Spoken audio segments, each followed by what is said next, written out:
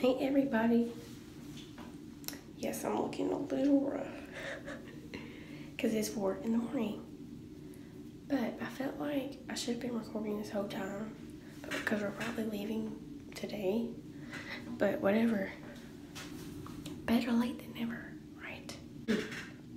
I currently have an ear infection, so I can't even hear what I'm saying at this point. Just living my best life. So anyway, so we are at Norton Children's Hospital because Aspen has RSV, which is like respiratory something virus, which is like, I don't really know, but a lot of babies been getting it here recently.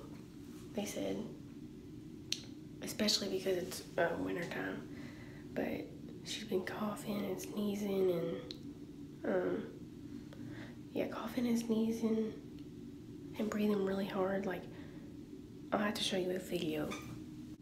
Yeah, so I'm gonna insert a clip of her breathing because it was kind of bad. But so I think it was 3 days ago.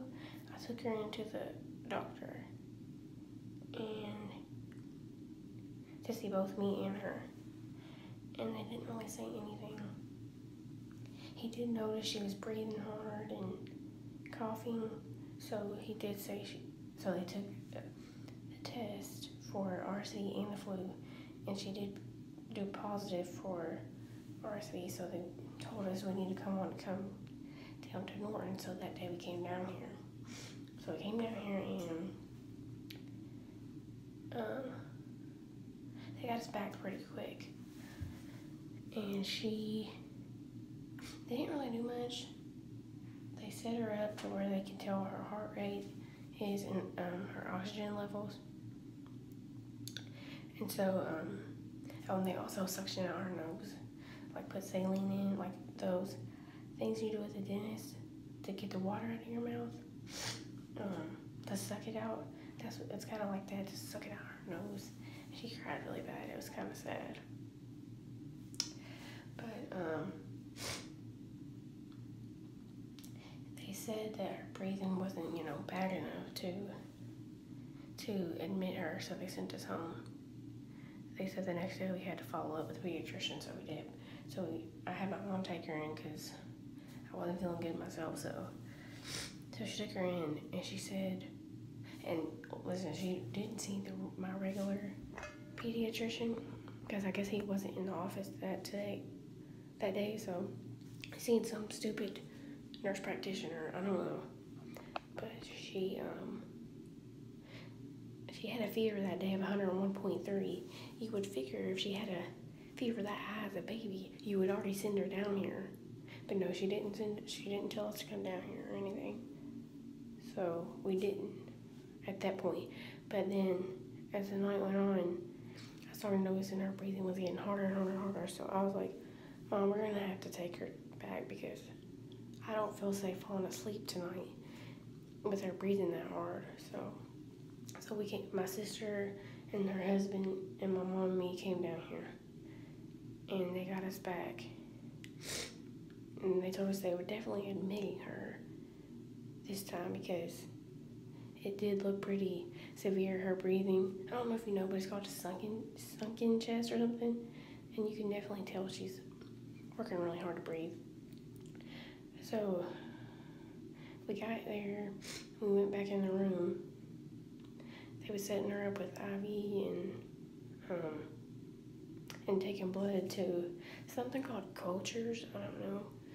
That they put the blood in the tube or whatever, and they take it to the lab and see if something grows on it, and if it does, it's probably infection in her body. So, but they already started antibiotics anyway because they took some other tests and they said it was inflamed, so they already went on and did that. So then they did a spinal tap, which was like, I guess it's kind of like an epidural, but not really. They numbed it, like the needle is like an epidural, not like numbing her back or nothing. So they stuck it, they numbed it for like 45 minutes, and then they had me and my mom leave the room so they can get some fluid out to test it to see if, if anything was going on. So So we did that, and then we kind of waited for a long time. We got there at 12, and probably it's about 4 until I was actually hearing something. But, you know, at that time, my mom left, and my sister stayed with me. My sister's husband took my mom home, so my sister was in there, and she's asking the nurse a lot of questions, because that's what she does.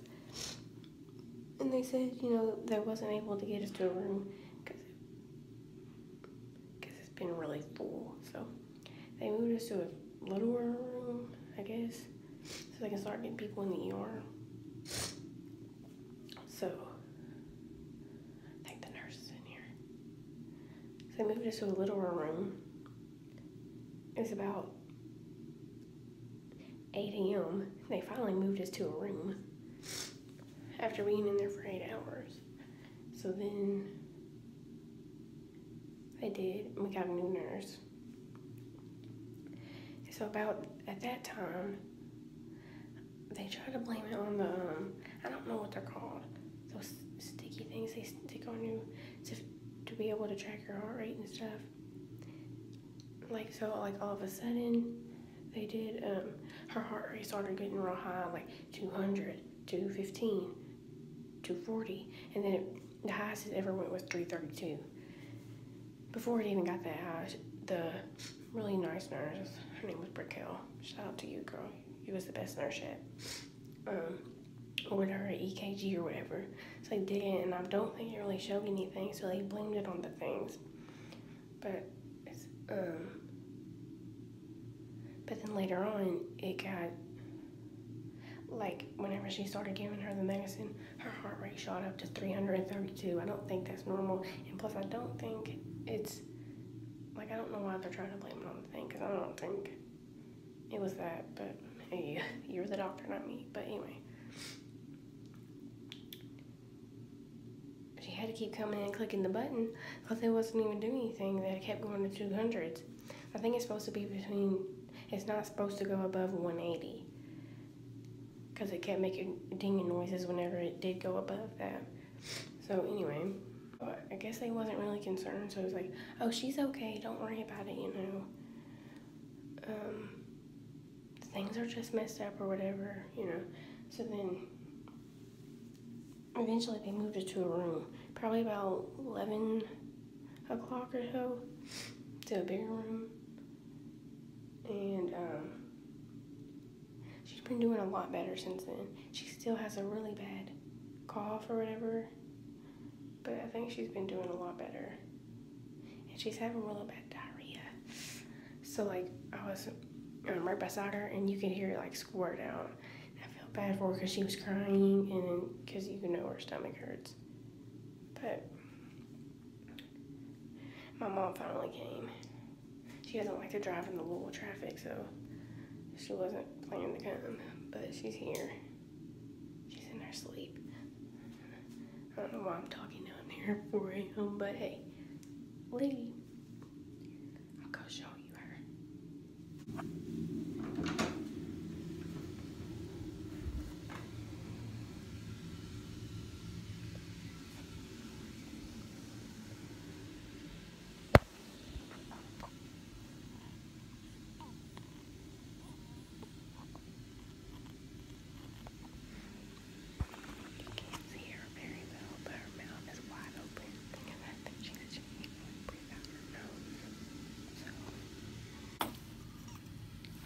Bless you, Mama. Hi, beautiful. Ah, baby. How you feeling, baby? Okay, I'll feed you. Some man tried talking to me while I went in there and asked me for 80 cents. So I was like, oh, heck, what you about to do, bro? When he started talking to me. Kind of anxious, but yeah, so I got me and my mom some cereal, because cereal be fire. I can eat it every single day for breakfast, lunch, and dinner, because it's just that good. all this music playing. Well, back to a long walk.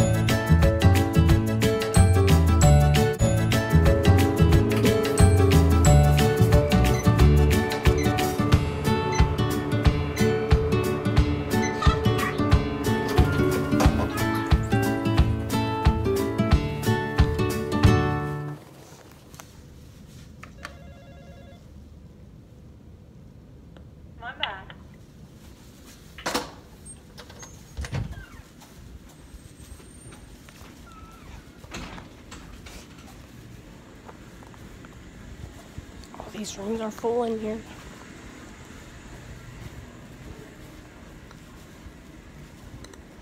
Surprised I even figured out how to get back here. Walked all the way to China.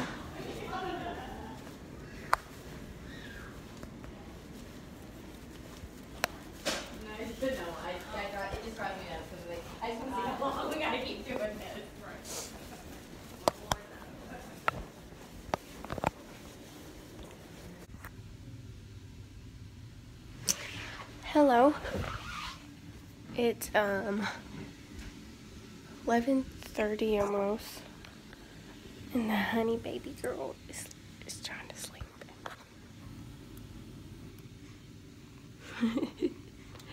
Say hi, baby.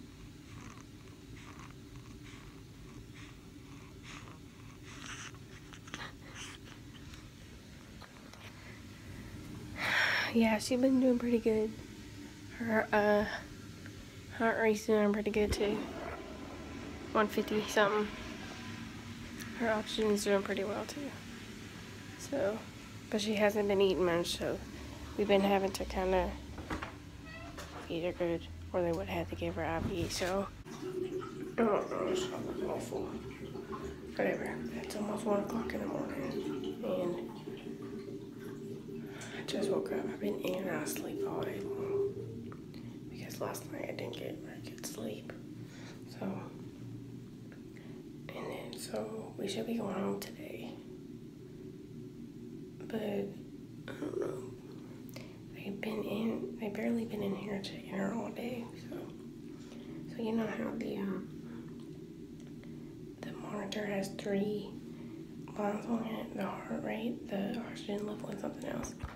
So at times the oxygen level would go question mark, like it's not working, or she could have stopped breathing or something. So it dings because it did that. They don't even come in. They say something to the room and they're like, "Oh, is everything okay?" Mom says, "Yeah, I guess. I mean, how are we supposed to know?" So stupid, but so they haven't even come in here to fix it or anything, so oh, okay. So I got me something to drink. So luckily we get to go home today. Hopefully soon, because I'm hungry. I don't want no nasty cafeteria food, sorry. So she seems to be doing a lot better now, so shouldn't be that big of a deal to go home today. Hopefully they send this before the traffic gets bad, because Louisville traffic be terrible. So, my mom over here sounding like a freaking cow.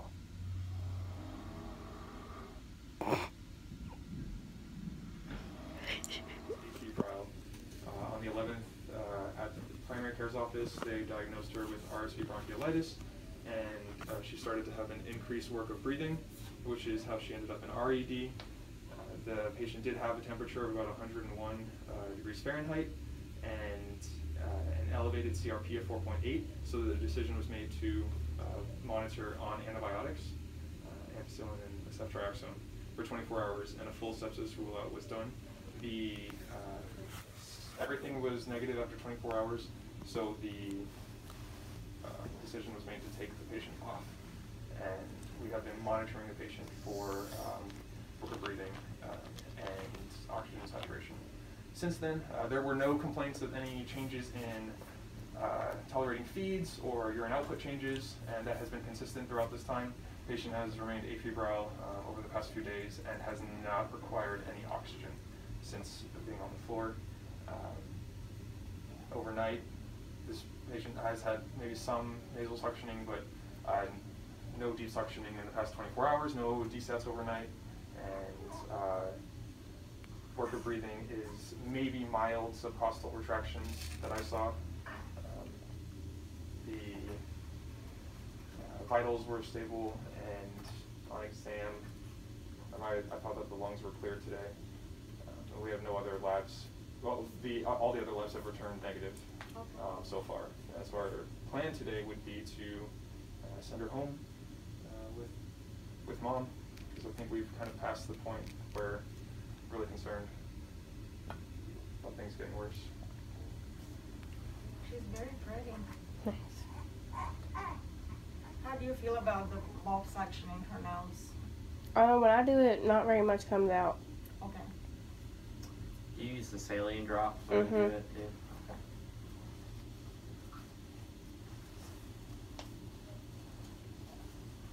So kind of the things that I think about are, you know, as far as going home, so, you know, maintaining SAT, so she's doing that, not needing any like aggressive suctioning, like using the like deep, like tube, like the rubber tube and going down the back of her nose, and then how well is she feeding, and I think that from most perspective, I think she's doing everything well, so not that she's not going to need more suctioning when she gets home. Like the times I think are the best to do it are like suction her out right before you feed her. That way that can kind of help to, you know, just keep everything clear, because sometimes when you block off their mouth, then they're, you know, can kind of get worse. But I think, so I think that doing that will be helpful, and then just having her follow up with her pediatrician like tomorrow or Wednesday is going to kind of be keep a close eye on her and make sure that everything is going well. She did have some elevated heart rates, and some like question of like whether she had like ventricular, like some non-sustained ventricular tachycardia, but that was actually from the, it was double counting and not reading the P waves correctly. But no, she was kind of monitored on telemetry, didn't have any issues. So I think that that was just a artifact of the machine. So. How beautiful. How you feeling, Mama? How you feeling, baby?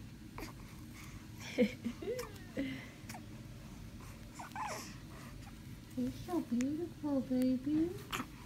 Okay, I'll feed you now. I'll stop bothering you.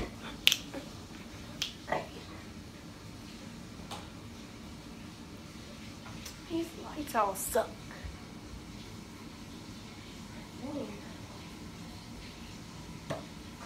There we go.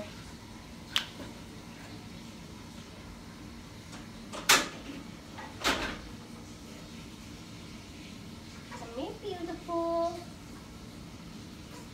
Hey, hey, hey. Hey, hey, hey. Hey, hey, hey, hey. Whoa, whoa, whoa. You're so beautiful. Ha, para. You hungry, Mama?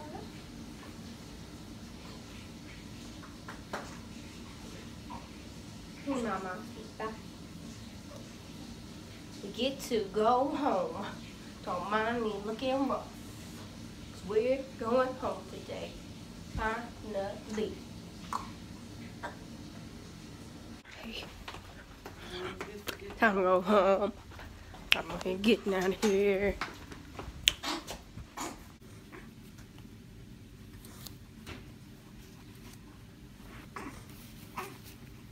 Baby, you ready to go home?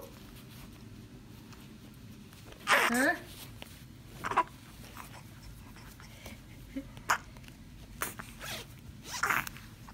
Yeah, girl. Your mom don't even know where the frick she parked. So now we're just, I'm waiting here because she don't even know where she parked. So we walk around the whole freaking parking garage. And I have probably 5 bags to carry. You want rallies, baby? You want a milkshake? Huh? You want banana milkshake, baby? You want french fries? Huh? You gotta tell me. Okay, just sticking your tongue out. I mean, you want it? Say yeah. Okay, I guess that means you're not getting one.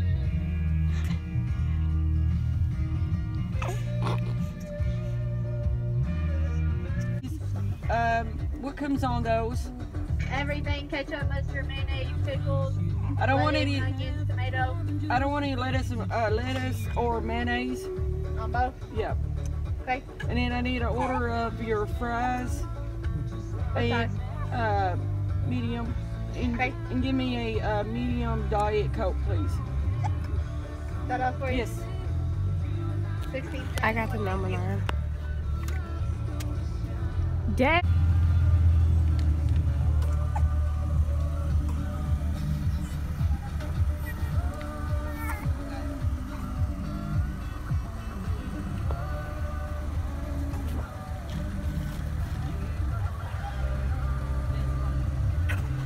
Do you have an apple and bacon ready? Alright, it's gonna be 1671. We need barbecue. Can we get some Okay, barbecue honey. also, ma'am? Hold on, baby. Here, baby. You don't want it?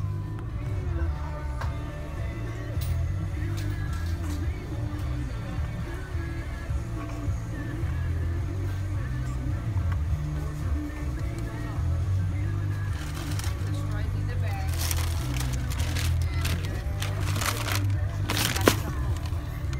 Thank you. You're welcome. I mean, what am I going to do with one sauce for all these chicken nuggets? And my fries. We finally made it home. It's about 3 o'clock now. We've been home for probably a couple hours now. I took a shower, gave baby girl a bath, and she sleep, and I'm on my way to sleep because I am so exhausted. So this is probably where I'm going to end the video, and I'm going to edit it and probably try to get it up tonight, which is Monday. So I don't know how often I'll be posting, but if I get a chance, I will. So yeah, thanks for watching.